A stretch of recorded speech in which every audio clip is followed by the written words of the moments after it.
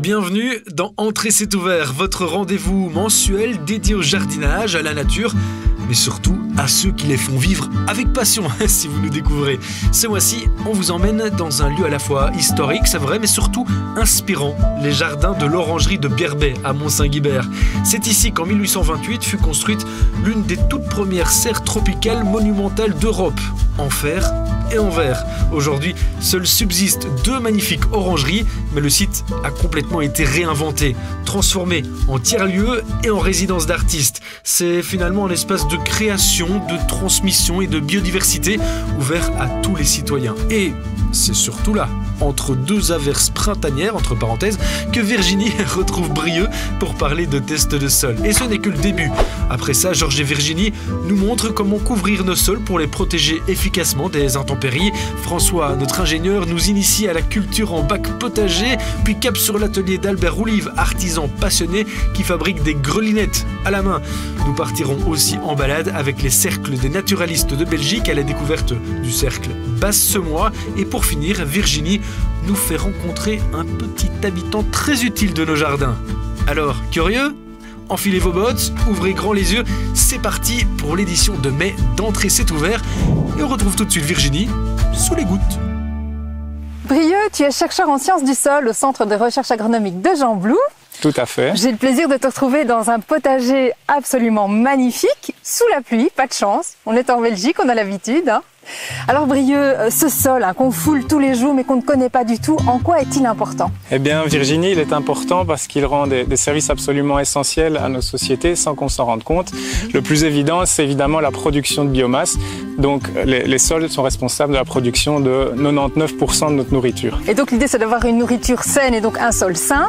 Voilà. Alors on est ici dans un potager justement. Si on s'intéressait un peu à ce sol, Brieux? Eh bien regardons tout de suite à quoi il ressemble ce sol.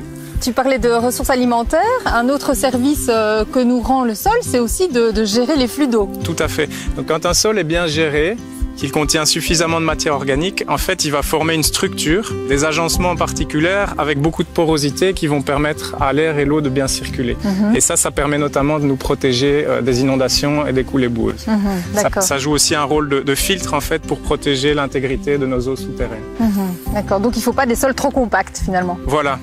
Et un des enjeux, c'est de garder cette matière organique qui donne sa couleur noire au sol, parce que c'est elle qui va permettre au sol de rester aéré, d'avoir une bonne structure, une bonne circulation de l'air, de l'eau et des racines. D'accord. Tu parlais de matière organique, il y a aussi plein de petites bestioles là qui se promènent là en dessous. On va trouver des lombrics, on va trouver des mille-pattes, des cloportes, des petites bêtes qui se nourrissent de la matière organique. Donc cette matière organique, elle vient de la plante et cette plante va alimenter toute une chaîne alimentaire au point qu'on estime que 60% de la biodiversité des terres immergées est contenue dans les sols. C'est incroyable, on n'imagine pas ça du tout, à quel point c'est un milieu vivant. Et puis, le dernier service que nous rend le sol, c'est de lutter contre le changement climatique aussi. Voilà, toujours en lien avec la matière organique. En fait, la matière organique du sol contient du carbone. Et il y a 3 fois plus de carbone dans les sols que dans l'atmosphère. Et le sol et l'atmosphère échangent en permanence. Donc en fait, les sols sont vraiment le tampon du climat. Donc les sols protègent le climat. Donc il nous faut un sol vivant, équilibré, il faut donc en prendre soin et vous avez mis en place un outil au niveau du centre de recherche avec des partenaires, un outil citoyen. On a développé un outil, donc une méthodologie en fait pour diagnostiquer la qualité du sol qui permette aux citoyens de s'informer, prendre conscience de finalement comment fonctionne un sol et quels sont les services qui nous rendent et puis d'offrir un diagnostic pour l'aider en fait à bien gérer son sol. D'accord, et dans ce projet qui a été mis en œuvre dans le cadre du plan de relance de la Wallonie, vous êtes accompagné de partenaires. Tout à fait. On travaille avec une université, donc l'UC Louvain, un bureau d'études, Ariès Consultant et le Centre Wallon de recherche agronomique, ainsi que des experts en communication. D'accord. Eh bien, on va aller retrouver Clélia du bureau de consultance justement, qui va nous montrer comment fonctionne cet outil d'analyse citoyen. Alors Clélia, avec Brieux, on a abordé ce fameux outil citoyen pour connaître la qualité de son sol. Comment ça fonctionne concrètement ? Eh bien, le l'IQ-SOS citoyen, c'est un outil donc, qui est vraiment accessible à monsieur et madame tout le monde et qui consiste en fait en un guide de terrain, donc comme j'ai ici. Donc ça, c'est un guide qu'on va pouvoir télécharger sur le site internet. On peut l'imprimer et venir avec dans son jardin pour tester son sol. Et donc là-dedans, on a toute une série de tests de terrain pour pouvoir justement diagnostiquer son sol et pouvoir calculer un score pour la fertilité du sol, sa capacité à gérer les eaux de pluie, et voir si le sol est vivant, donc s'il est capable d'accueillir la biodiversité. Et donc concrètement, comment on fait? Alors on creuse une petite motte comme celle-là, et puis comment ça se passe? Voilà, tout à fait. Donc on extrait une motte de terre, on n'a pas besoin de beaucoup de matériel, principalement ses sens, et donc voilà, on va faire toute une série de tests visuels. Donc on va par exemple observer si on a des petites bêtes ici, comme tu vois ici, une couleur du sol qui est plutôt brune, ou plutôt voilà, dans des tons plutôt ocre. Et puis après on commence à ouvrir la motte, donc ça je t'invite à peut-être tester. Pour observer différentes choses, par exemple la structure du sol. Donc en fait tu vas pouvoir observer en prenant une motte de terre dans tes mains, tu peux comparer à différentes illustrations pour pouvoir diagnostiquer la structure de ton sol. Donc si tu as des mottes plutôt grumeleuses, plutôt friables, ça va être le signe d'une bonne structure. Par contre, si tu as des agrégats plus lamellaires, donc plus tassés, ça c'est plutôt synonyme de compaction. C'est ce que Brieux nous expliquait juste avant. Fait, voilà. Et donc une fois qu'on a complété toutes ces observations, après on peut se rendre sur le site internet. Donc en fait on a un site en ligne. Le site qui s'affiche ici à l'écran d'ailleurs. Et donc tu vois ici que tu peux compléter donc un petit formulaire avec tes observations. Et tu envoies ce formulaire et tu reçois quelques jours plus tard un bulletin de recommandation qui t'explique ton diagnostic. Ça c'est le résultat tout à fait de cette analyse de sol. Génial. Et donc sur base de ça, on peut améliorer la qualité de son sol, on sait si on doit le nourrir plus ou moins, savoir s'il absorbe beaucoup d'eau ou pas. Enfin voilà, on a vraiment tous les éléments pour mieux le connaître. C'est ça, donc tu vois qu'ici sur ce petit bulletin de qualité du sol, tu reçois donc l'information quant au service que rend ton sol, si ton sol est bon ou mauvais pour chacun de ces services. Et alors tu reçois différents conseils personnalisés en fonction de ce que tu as observé. Donc par exemple ici, voilà, il peut y avoir des choses comme ramener de la matière organique au sol, éviter le tassement, tous ces genres de choses. C'est génial, alors c'est important de dire que tout ça est gratuit, hein, Clélia? Oui, tout à fait, c'est 100% gratuit et c'est vraiment accessible à tout le monde, pour tous les âges. Et bien voilà, vous avez tous les éléments en main pour mieux connaître votre sol et surtout mieux le protéger. Et bien moi je vais tester cet outil de qualité du sol wallon. Et toi Seb, tu vas t'y mettre dans ton potager? Eh bien, vu que ça n'a pas l'air si compliqué que ça, pourquoi pas? Merci à Brieux et Clélia, ceci dit, pour leurs explications très claires. En tout cas, ces tests ont l'air bien complets. Oserais-je même dire exhaustif? Je connais quelqu'un d'autre qui est très clair et très complet. Notre ami Georges qui va aussi nous parler des sols. Parce que, comme nous, les sols ont besoin de se protéger des caprices de la météo. Georges et Virginie vont d'ailleurs nous parler des couvertures de sol. Allez, c'est à vous. Georges, je vois que tu as déjà bien travaillé au potager. Oui, c'est bien avancé. Et alors, tu nous conseilles, très important, de protéger le sol. Oui, la couverture de sol est quelque chose de très intéressant, de très important. Oui. Ça évite, ça ferait une évaporation. Ça évite évidemment les coups de soleil qui chauffent la terre et la dessèchent. La pluie battante, évidemment, sont freinées aussi. Et ça freine surtout la levée des adventices. Alors, je vois que tu utilises Moi, j'utilise la tonte de pelouse. Oui. Ça c'est plus un déchet, ça devient une matière première. Oui. Tu vois, plutôt que le porte-plaque à conteneur, une fine couche, 2 cm au maximum, mais jamais sur les semis. Alors, donc, tu mets ça, en gros, de part et d'autre de ta ligne de semis. Ici, oui, je vois que tu as mis des petits oui. pois, c'est ça? Oui, ce sont des petits pois, donc on va en mettre de part et d'autre. Oui. Tu vois? Mais alors, Georges, regarde, ici, ça, ce sont des pommes de terre que tu as mis. Et je vois qu'il y a une grosse couche de compost. Oui, c'est un système de culture pommes de terre sur compost, sur lequel on va d'ailleurs couvrir, tant qu'il y a moyen de couvrir, on couvrir avec des herbes. Et ça, il n'y a pas de souci, la pomme de terre passe à travers, la couche. Ceci dit, il y a d'autres matières. On peut utiliser des branches broyées aussi directement sur le sol, mais là, ce sera plus pour les adventices ou les arbres. J'ai vu que tu avais mis aussi la paille sur tes fraisiers. Elle a un inconvénient, elle est très riche en carbone et pauvre en azote, donc elle va se décomposer lentement. C'est un avantage, mais c'est aussi un inconvénient. Je te parlais aussi de déchets ménagers. Ça convient parfaitement. Donc voilà, on a tout ce qu'il faut sous la main pour pouvoir travailler. Virginie, voilà, je vais te montrer l'effet bénéfique de la couverture de sol. Tu vois, il n'y a pas d'adventice, il n'y a rien, le sol est propre. Dis Georges, là je vois que tu as mis des oignons et de l'ail. Ail, oignons, échalotes, même combat, là je peux en mettre partout. Les plants vont passer au travers sans aucun problème. Ok. Voilà. Alors je vois ici que tu as un autre mélange à nous montrer, Georges. Un mélange branche broyée et tonte de pelouse, tu vois. Et ça permet de mettre une plus forte épaisseur, une dizaine de centimètres, c'est bien aéré, ça se décompose très bien. Rappelle-nous un peu les proportions. 2 seaux de tonte de pelouse pour un seau de branche broyée. Et alors, évidemment, comme les herbes se décomposent plus vite, on peut en remettre et ça permet d'utiliser tous les déchets du jardin. Oui, des déchets de taille de haies, d'arbustes, etc., copeaux. Et voilà, je pense qu'on a toutes les infos nécessaires pour protéger nos sols, les couvrir durant tout le printemps et l'été. Et je vois que tu saupoudres le potager de Georges avec délicatesse, Virginie. Merci à toi. Allez, d'un chroniqueur, on passe à un autre. François, notre ingénieur agronome, nous propose de planter des légumes en bac potager. Les bacs potagers permettent finalement de jardiner confortablement, même dans des espaces plus restreints comme les balcons par exemple, tout en optimisant l'organisation des cultures. Ils favorisent les associations bénéfiques entre plantes, ils limitent l'usage de produits chimiques et réduisent la consommation d'eau. Bref, plein d'avantages. François, toi, tu nous expliques comment optimiser sa culture finalement en bac potager. Avant de commencer à planter, on va regarder pour améliorer, amender correctement le bac potager. Donc il faut savoir qu'après une saison de culture, donc ce bac qui avait déjà été préalablement rempli, le terreau, le substrat qui est dedans s'est tassé. Il manque notamment d'aération et il est temps d'intervenir avec les produits adéquats pour attraper une bonne structure. Donc pour le remplir, on va tout d'abord apporter un amendement organique qui va permettre d'apporter beaucoup d'humus. Cet humus-là sera important pour assurer une bonne structure au niveau du substrat et aussi une bonne rétention en eau. Donc on va mélanger cet amendement avec la terre, avec le substrat qui est déjà en place.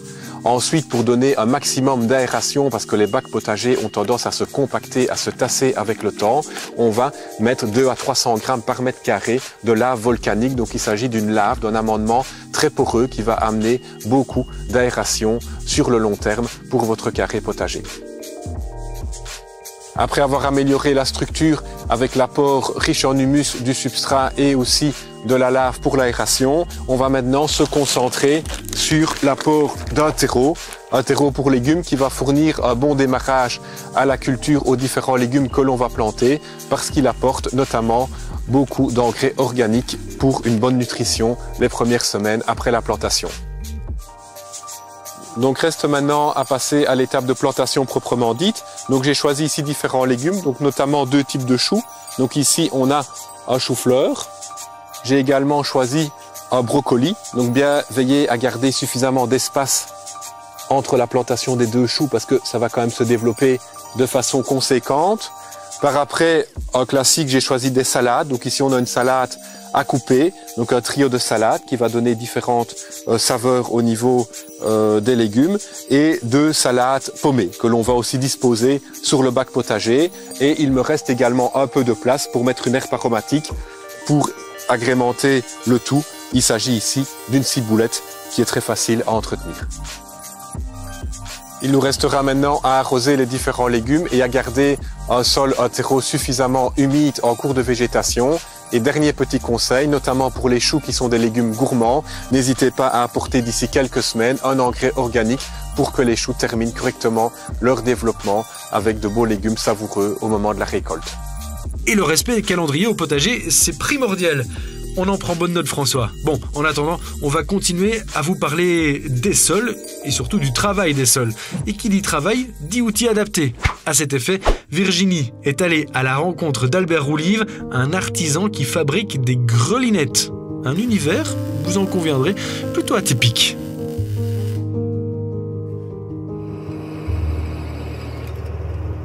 Albert, je suis vraiment ravie de découvrir ton atelier qui est incroyable. C'est une petite caverne d'Ali Baba. Hein, oui, on peut dire ça, ouais. Avec un tableau, j'ai l'impression de me retrouver en cours de maths. Ça, c'est tout de suite. Je ne te donnerai pas des cours, je te promets. Ah, mais ça va, ça me rassure.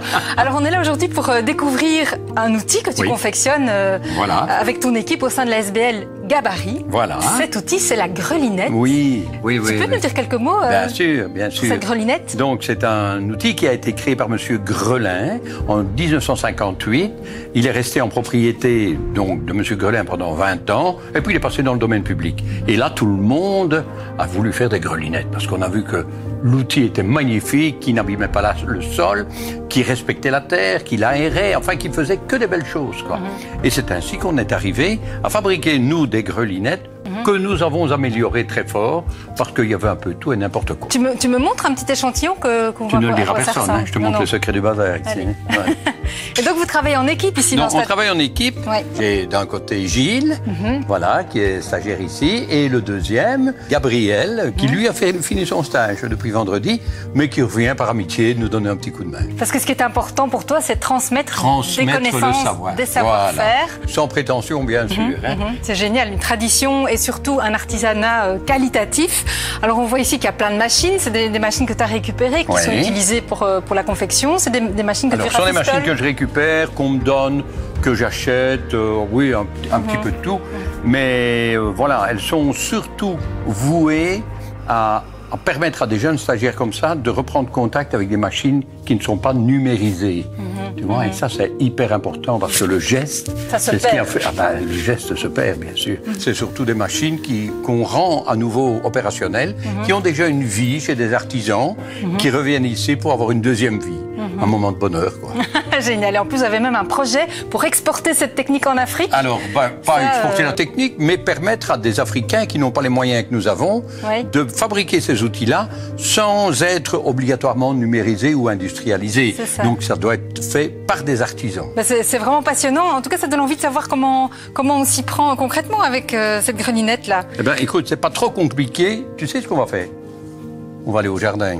Ah bah ça, c'est une bonne idée. Moi, j'aime bien les jardins. Viens, on va au jardin. On va voir ça.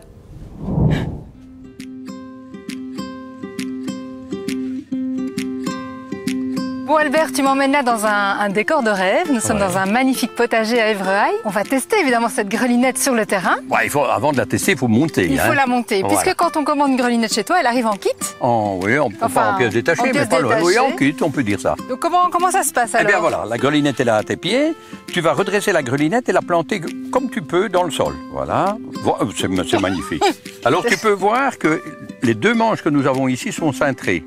Tu vas les positionner dans les trous avec le cintrage vers l'avant. D'accord. Ça va? Ok. Voilà, tu redresses bien, voilà. Alors là maintenant tu te rends compte que les manches sont dirigées un peu vers l'intérieur et si tu veux passer tes épaules entre les manches, il faut ouvrir un peu. Donc ne les enfonce pas trop fort, essaye d'ouvrir, voilà. Essaye de faire ça de manière symétrique aussi. Ah oui, là ils sont pas tout à fait symétriques. Attends. Ok. Voilà. C'est bon? Et puis tu as un maillet, tu disposes d'un maillet qui est à côté de toi là. Ne les ouvre pas trop fort, hein, parce que là tu as une carrure de bouteillage toute, hein, voilà. Voilà. Ok, je tape un petit coup. Comme ça, voilà, et tu donnes un coup. Voilà. Et voilà, la grelinette est montée. C'est hyper facile. Oui, c'est super facile. Ok, ensuite. Alors, l'utilisation maintenant. Tu plantes avec ton pied gauche sur la barre, au pied droit. Ah oui, parce que je suis droitière. Voilà, vas-y, je t'en prie. Voilà. Et puis tu tiens le dessus des manches. Ouais. Comme ça. Comme ça. Et tu recules. Recule. Et tu tends les bras afin d'avoir les... Voilà. Et puis ça te permet, quand tu as reculé et qu'il y a une motte de terre, de démoter. De démoter, d'accord. Ça va? Voilà. Et le travail est fait, on se redresse et on recommence 10 cm plus loin. Oui, c'est pas bien compliqué, effectivement. C'est pas compliqué du tout. On sent que l'outil facilite vraiment le travail. Il y a des grands manches, c'est un gros avantage. Et puis ça ne tue pas les vers de terre. Ça, c'est hyper important.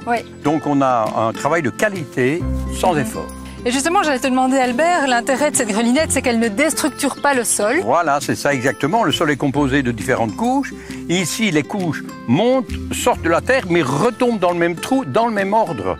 Hein, et puis les vers de terre qui sont là, qui vont arriver les pointes, on va passer à côté, ils ne sont pas coupés en deux, parce qu'un vers coupé en deux, c'est pas deux vers. C'est zéro vers. C'est une info très importante que tu donnes là, parce qu'on entend souvent qu'au potager, il faut retourner sa terre, il faut labourer sa terre. Surtout pas. Surtout pas. Surtout pas.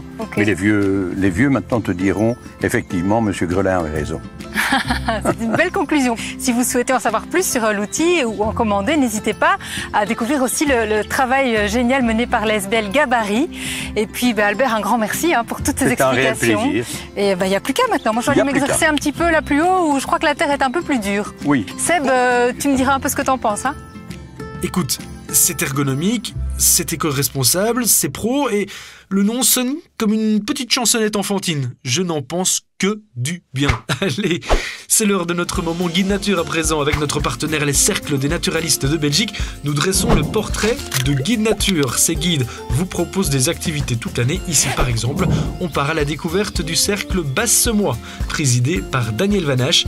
Nous sommes près de Bouillon, dans la commune de Vresse-sur-Semois, un coin magnifique.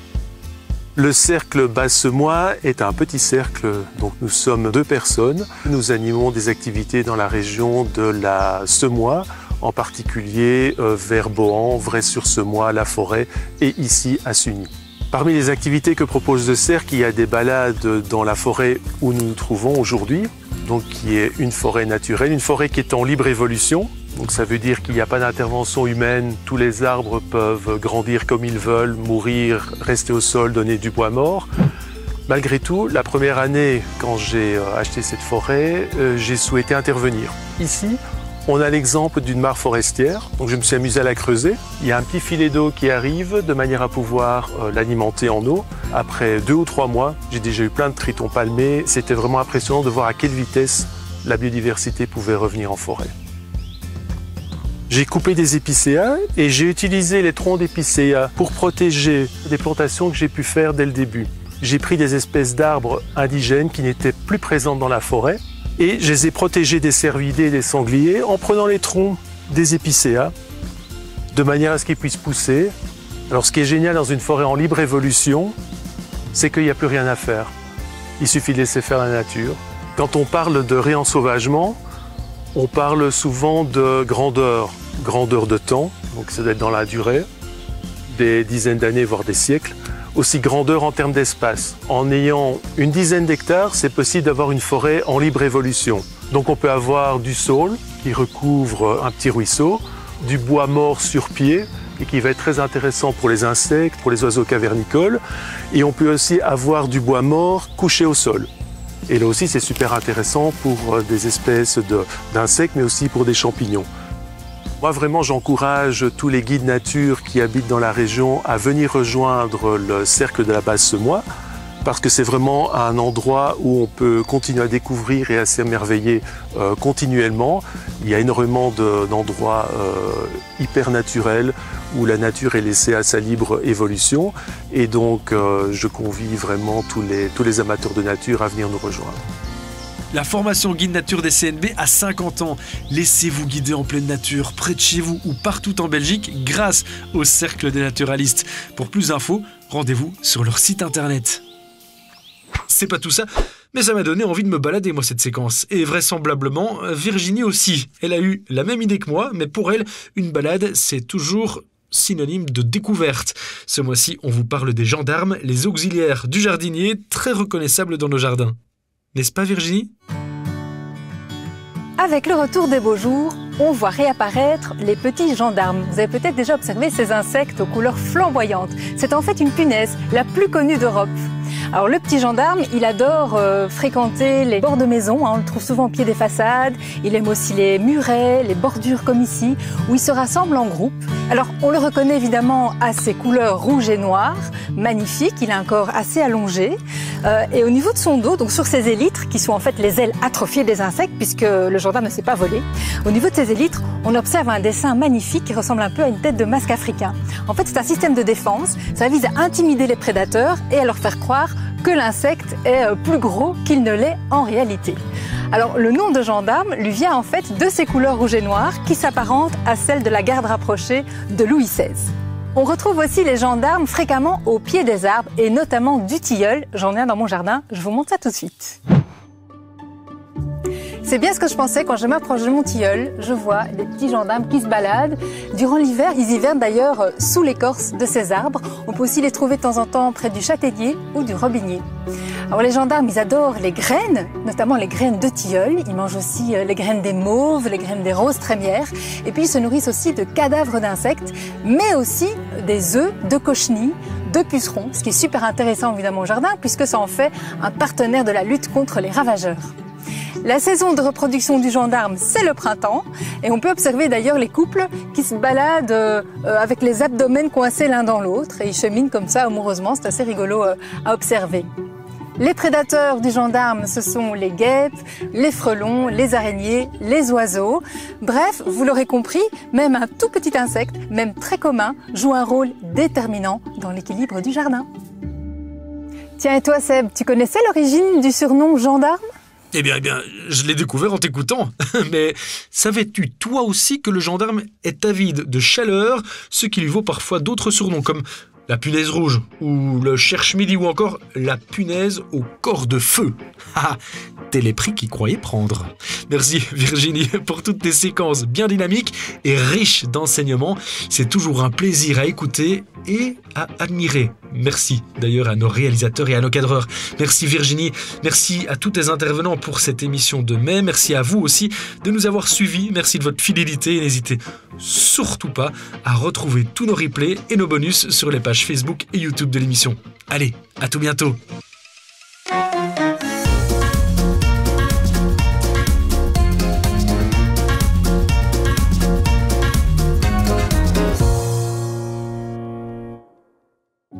Ce mois-ci, notre partenaire DCM vous propose de gagner un sac de 60 litres de terreau de qualité, idéal pour la plantation de vos légumes et plantes aromatiques en pot ou en carré potager.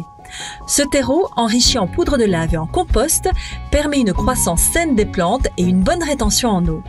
Pour remporter ce concours, c'est très simple. Répondez à la question suivante. Quel est le nom de l'outil fabriqué par l'atelier d'Albert Roulive ? Envoyez-nous votre réponse par mail à concours@canalzoom.be ou par message privé sur la page Facebook d'Entrée c'est ouvert. Bonne chance!